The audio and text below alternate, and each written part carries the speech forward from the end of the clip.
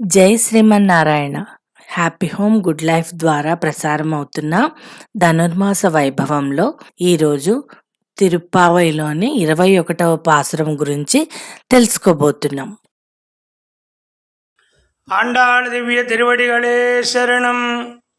ఈరోజు పాసురంలో 21వ పాసురం అనుసంధానం చేసుకున్నాం.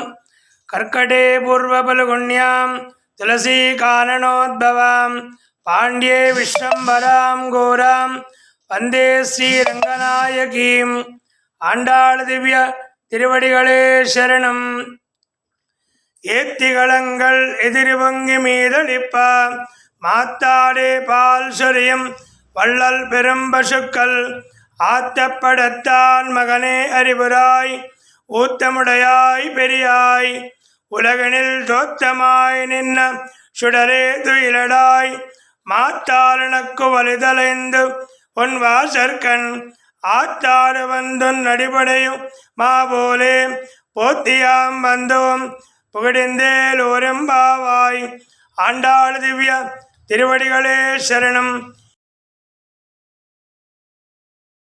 ఈ పాసురంలో విశేషార్థం, పాలధార ఆగకుండా పాలు ఇచ్చేటటువంటి వేల కొద్ది గోవులు గల నందగోపుని కుమార మేలుకొనుము.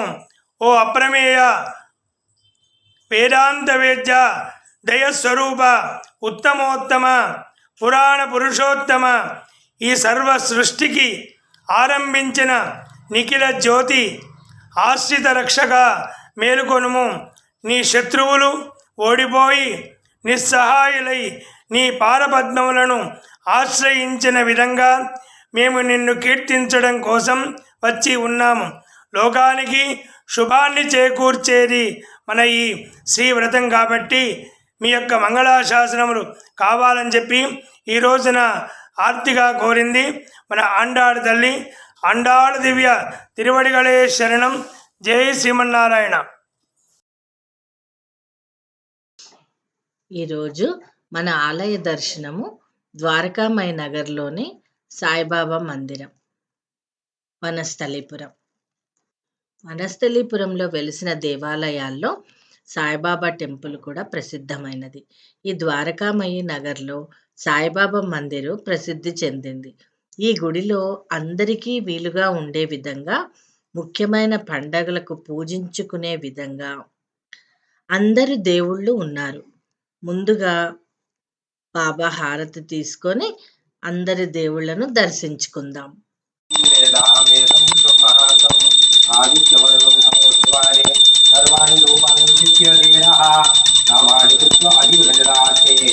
మంగళం కోసలేంద్రాయ మహనీయ గుణాత్మనే చక్రవర్తి ధనోదాయ శ్రీనివాసాయ మంగళం సద్గురు సాయినాథాయ మంగళం అఖిలాండ కోటి బ్రహ్మాండ నాయకారాజాధిరాజ యోగిరాజ పరబ్రహ్మ శ్రీ సమర్థ సద్గురు సాయినాథాయ నమః.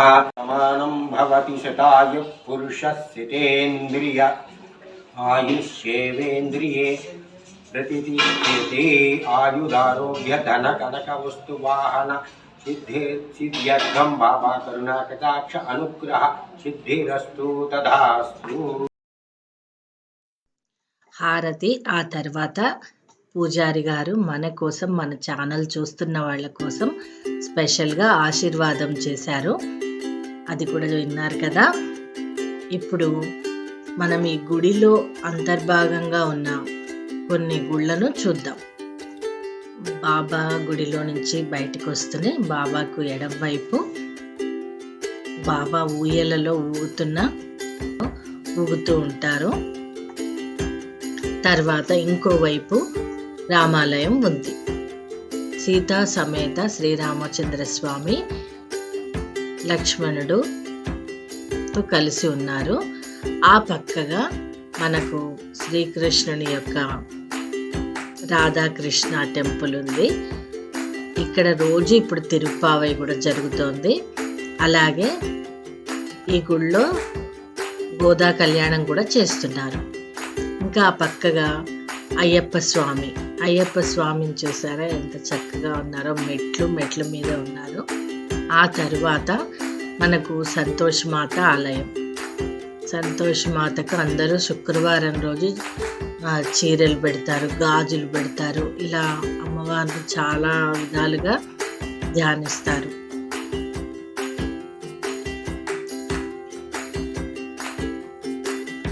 గుడి నుంచి బయటికి వస్తూనే మనకు శివాలయం కనిపిస్తుంది. శివాలయం ఉంది. మొదటగా శివాలయంలోకి వెళుతూనే మనకు దత్తాత్రేయుడు కనిపిస్తాడు. ఆ తర్వాత గాయత్రి మాతను చూడగానే మనకు చాలా శాంతిగా అనిపిస్తుంది. ఆమె తర్వాత శివలింగం ఉంటుంది.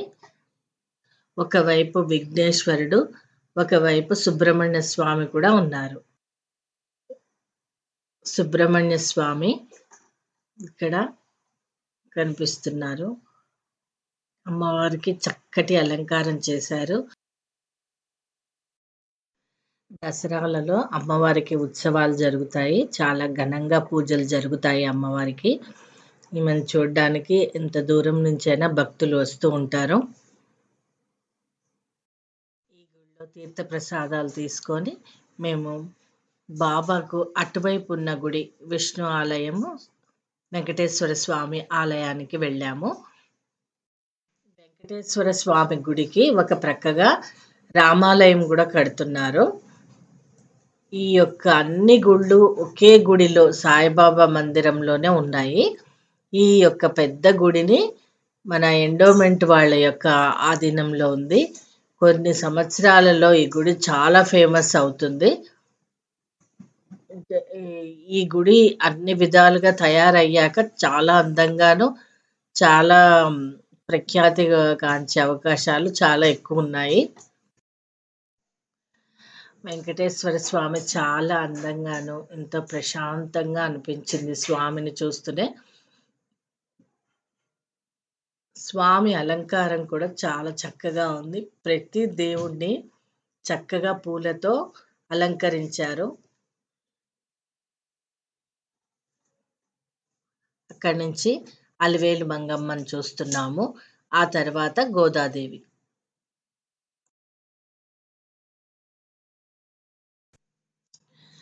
వెంకటేశ్వర స్వామికి ఒకవైపు అలివేలు మంగమ్మ, మరొక వైపు గోదాదేవి ఉన్నారు. ఎదురుగా గరుత్మంతుడు. ఈ విధంగా గుడి సంపూర్ణంగా చూస్తూనే మనకు చక్కటి వాతావరణము, ప్రశాంతత అన్నీ కలిగాయి. ఇక్కడ ప్రసాదం తీసుకున్న తర్వాత గుడి ఆవరణలో వంటలు సాగుతున్నాయి. ఈరోజు గురువారం, మేము షూటింగ్ చేసిన రోజు గురువారం అవడం వల్ల ఆ రోజు సాయిబాబాకు అన్నదాన కార్యక్రమం ఉంది. ఆలయ కమిటీ సభ్యులు వారు స్వయంగా అన్ని పనులు చేస్తూ వంటలు వండుతున్నారు. భగవంతుని కోసం మనం ఏ సేవ చేసినా ఎంతో తృప్తినిస్తుంది కదా. ఈ వంటలు కూడా చాలా బాగుంటాయని ఇక్కడ వాళ్ళు చెప్పారు. మరి ప్రతి గురువారం ఇక్కడ అన్నదానం జరుగుతూ ఉంటుంది. ఇదండి ఈరోజు మనం ఈ ఆలయం గురించి తెలుసుకున్నాము. వనస్థలిపురంలోని ద్వారకామాయి నగరు. చాలా పెద్ద టెంపుల్. ఆలయ దర్శనం మనకిచ్చు ఎంతో ప్రశాంతం. మరొక ఆలయంతో కలుస్తాను. జై శ్రీమన్నారాయణ. పాశురం విన్నాము, అలాగే ఆలయాన్ని సందర్శించాము. రేపు తిరిగి మనము 22వ పాశురంతో మీ ముందుంటాను. లైక్ చేయండి, కామెంట్ ఇవ్వండి, సబ్స్క్రైబ్ అవ్వండి. జై శ్రీమన్నారాయణ.